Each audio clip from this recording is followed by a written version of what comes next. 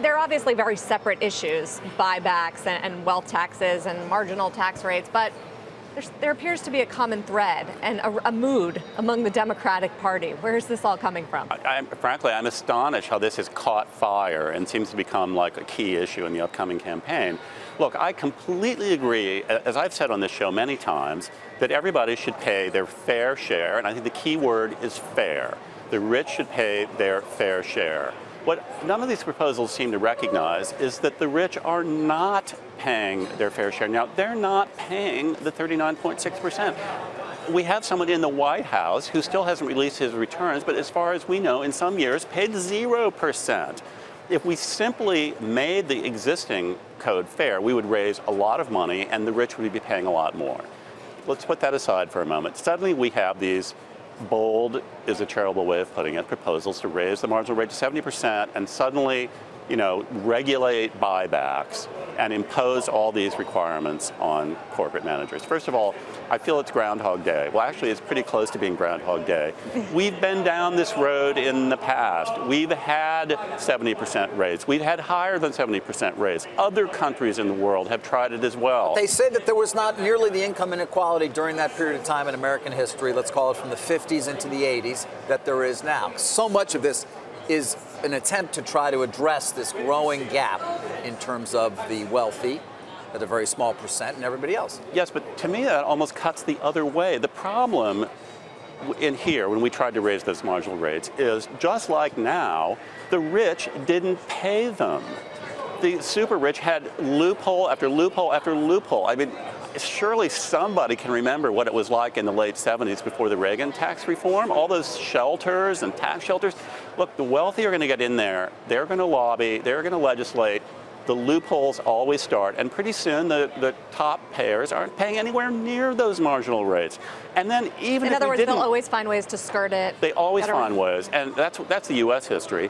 If they don't find ways, they have the wherewithal to move somewhere else. That's what happened with France. France raised it to 75% a few years ago, and they had to chop it back to 45 because everybody was moving to another country. But this is also the premise of the alternative minimum tax way back when they said, look, you can find your way out of the actual, income tax rates as they're defined, but you're going to pay some fixed percentage of what you make in a given year. Well, we don't want it to apply to middle-class people, of course, but the same problem happened with the alternative minimum tax. The very wealthy worked their way out of it. They didn't pay the alternative minimum tax because there were so many exceptions. So guess who paid the alternative minimum tax? Well, frankly, people like me. I guess you would say middle class, earners who most of it's earned income. They ended up having to pay it. And then there was a huge backlash against the AMT because that wasn't fair either. It would be so easy to make the tax code fairer than it is. Now, let's look at this corporate proposal again.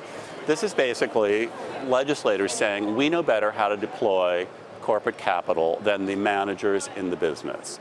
Now, let's look to history again. Where has that led people? When government officials decide that they're the ones who can micromanage a business, they're talking about exactly how much to pay people, how much benefits to give them, that they can't do share buybacks. You're right. Forcing capital allocation decisions on corporations seems to be not a particularly smart way to go. But there is this theme, Jim, as well, of the changing responsibility of a corporation from what was seen as sort of more benevolent corporations back in the 60s and even 70s who cared for their workers more and their communities to ones that are solely focused on shareholder returns.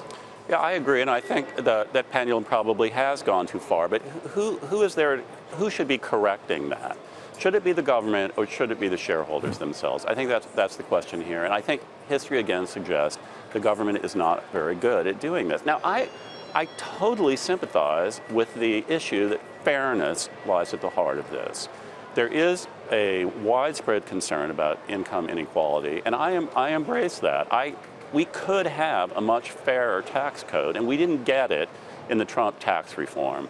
Real estate developers. Capital gains taxes either. You could start by raising capital gains tax. You could simplify the tax code. You could maybe even lower the top marginal tax rate, raise capital gains, close loopholes, and generate more revenue than we are now. Another problem with taxing people who make over 10 million or 100 million, whatever it's going to be, there aren't that many of them. you're not going to raise that much money. Now, symbolically, maybe we'd all feel better if we're whacking those few people and saying you can't keep all the proceeds of that. But let's put that aside. The way to raise a lot more money is to take the very broad base of affluent people who are not now paying the 39%.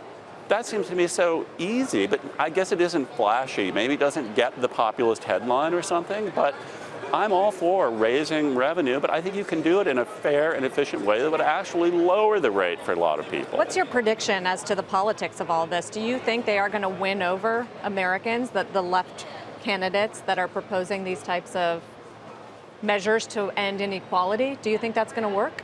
I would have said no a few weeks ago, but after this proposal, the 70% proposal came out, and now a wave of similarly very redistributionist ideas, it seems to be catching fire with a certain segment of the Democratic Party, not just the rank and file, but the kind of the elite academic, you're seeing a lot of studies. It's interesting that Schumer is linked with Sanders. I mean, Schumer, the senator from New York, also linking himself on this corporate buyback proposal. Right, so I'm really not making any predictions about it. It looks to me like tax policy is going to be a big issue, and a very aggressive, I don't want to say radical, I guess, but very aggressive redistributionist approach. I think my concern is that if you really examine some of these proposals, they're not going to redistribute very much, and they're not going to do much about income equality.